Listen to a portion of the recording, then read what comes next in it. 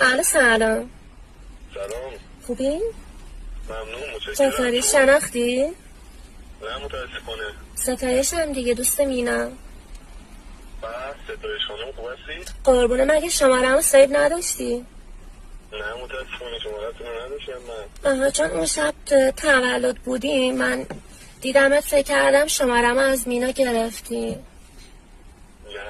مینا دوست دخترم چجوری بسیدم بهت میگم شماره و ستایشو بهم بده. خب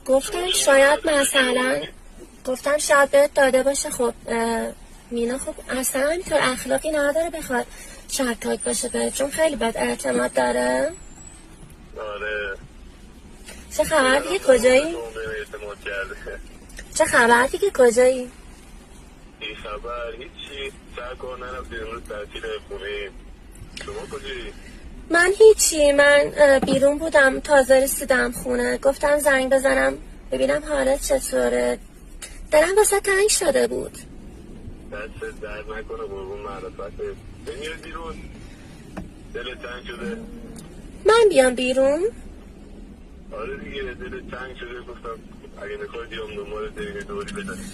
خب اگه مینا بفهمه منو جر میده. نمیذارم بفهم.